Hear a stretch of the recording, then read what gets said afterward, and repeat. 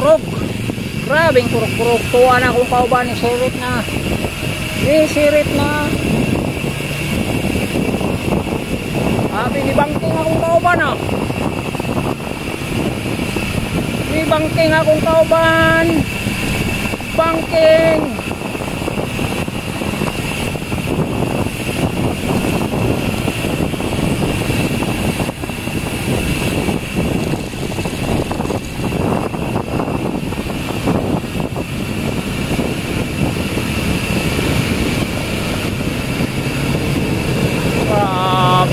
Bangking man. Bangking mas kaidoy.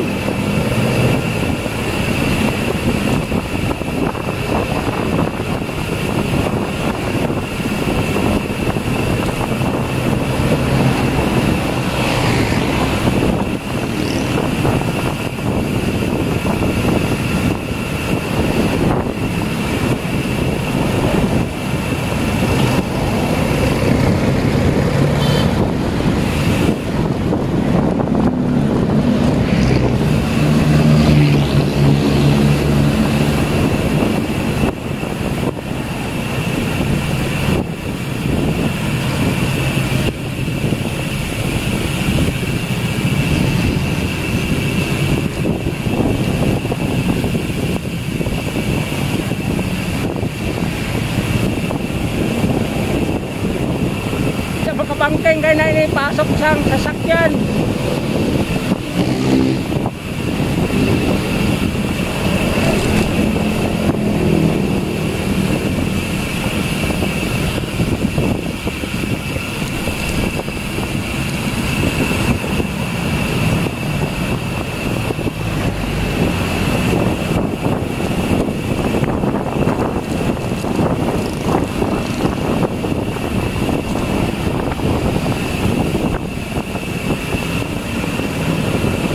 Good morning, ate. Shout out.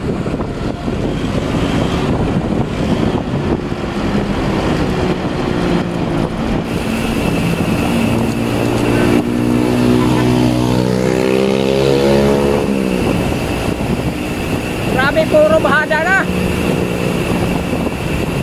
Oh.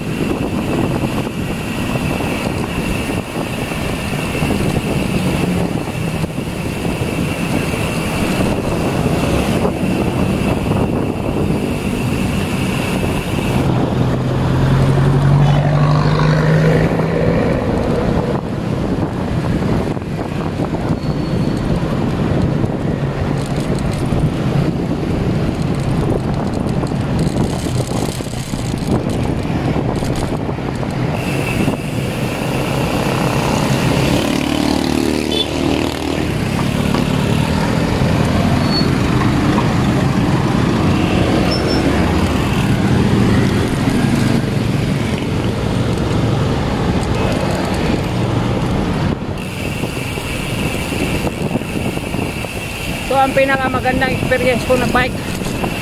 Oh, puro bahada. Puro bahada mga kaidoy.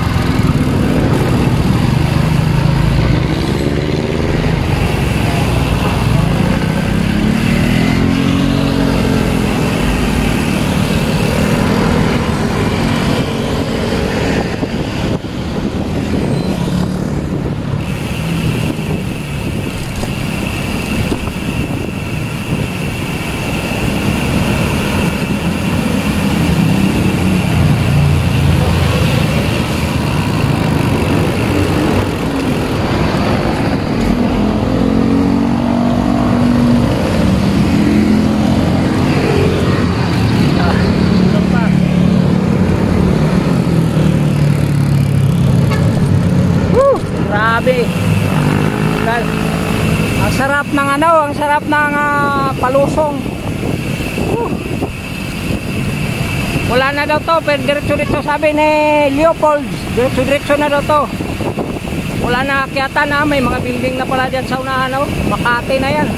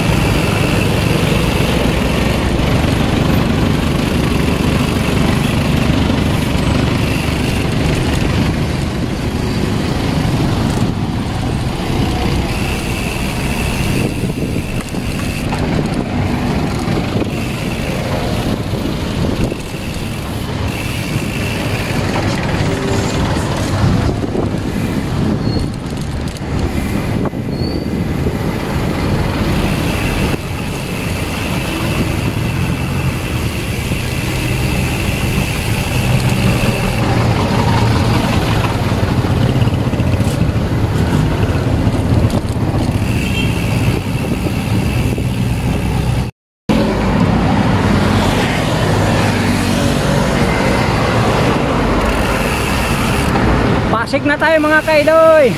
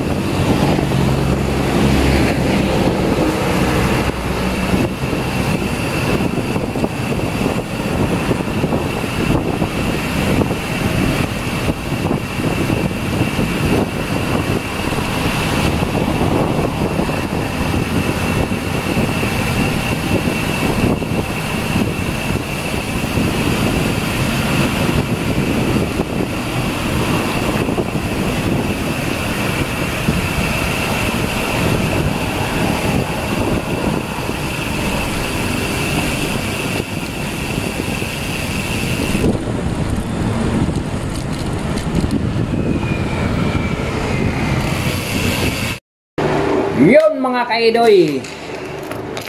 Oh, grabing bakbakan mga kaidoy. Di na ako nakapag-video mga kaidoy. Sobrang pagod ko na dahil doon sa bundok. Okay, nandito na ako sa bahay. Salamat sa Panginoon na nakauwi ako ng ligtas. Nagbihis na ako mga kaidoy. Grabing mga kaidoy. Hindi ko akalain yun mga kaidoy na mapunta ako dun sa Antipulo na yun. Kasi ang balak ko kasi dito lang sa monumento Balintawak, SM North, tapos hanggang Ayala, ikot lang ba. Grabing nagpunta ako sa kasama ko diyan sa kabilang building. Hindi pa pala siya nakaalis. Sabi niya, biyahe tayo ba ikaw, sabihan ko, ikaw ba noon. Kala ko saan ako dalhin niya. Wala pa siyang sinabi. Teresita, pag doon na kami samba tayo punta ba Teresita tayo, Antipulo. Sige sunod lang ako sa'yo. Kaya grabing ahunan pala. Ganon talaga yung bike ko. Pag ganon, pag siko ganon, biglaw kasi biglang pag ganon ba. Pag ganon pakyat. Tapos biglang yung mahaba yung niya, angatan niya mga kaidoy, yung paahon. Hindi katulad sa Kibya nga pag ganon mo maiksi lang, pagkatapos ganon naman akyat na naman, ganon. Doon sa Antipulo, grabe, di mo akalain mo ganon yung ganon yung tapos diretso taas. Wala kalakay bro, kaya ko mga kaidoy.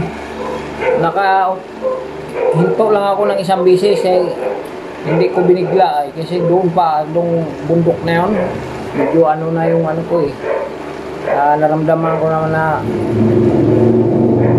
medyo sumikip yung dibdib ko, kaya uminto ako, pahinga muna ng mga 15 minutes. Tapos ang dinaanan namin mga kaidoy mula dito sa Makati hanggang Antipulo City, doon sa Tuktok, 53 kilometer. 53 kilometer yun. Pagdating namin sa Angono, kiyata na ng hay naman pababa. Ganda lang ng daan. Yung una kong vlog dito sa sa EDSA, grabe, ang pangit ng kuha. Pangit talagang kuha nung bukol-bukol ang yan Inahabol ko pa yung road bike, mas lalo. Yung kasama ko bumilis na kasi nagmamadali sa oras kasi 6:30 na kami 6 na oras mga kaidoy. Mula dito hanggang ikot kami mga 6:30, nakarating kami ng alas 12 dito. May 5 oras mahigit ata ang bakbaka namin. Kain lang kami sa Angono. Kumakain kami sa Angono. Tapos maya bira na naman, gandahan. Isang bisis lang ako pahinga. Pero kaya ko yung yung akyatin yung mga bundok na yun. Ang pagbababa naman mga kaidoy, grabe. May banking pa nga ako dun Grabe yung mga kaidoy. Inaon na siya, grabing pagod ko na. Doon lang sa basa. At saka sobrang init. Sobrang init lang talaga. Hanggang nakarating ako dito sa bahay. Ang ganda ng ganda ng grabe talagang bakbakan talaga namin dito. Tubig ako kasi hindi ako nakadala ng gamot ko na pang high blood ba, Losartan. Saksakan ko na ng tubig hanggang pag may water refilling, hinto palagyan yung buti. Kaya kung ngayong 17, mabitak kami. May kasama kaming dalawa, hindi pa daw sila nakapunta dyan. Punta naman kami doon sa Buko. Yung Buko, tag 18 pesos lang doon sa may Laguna Loop. Doon kay ate, Bisaya. Bisaya yung nagtinda doon eh. Tinda ng namin talaga. Pag may swerte lang to kanina na kasi may duty ako linggo ng gabi,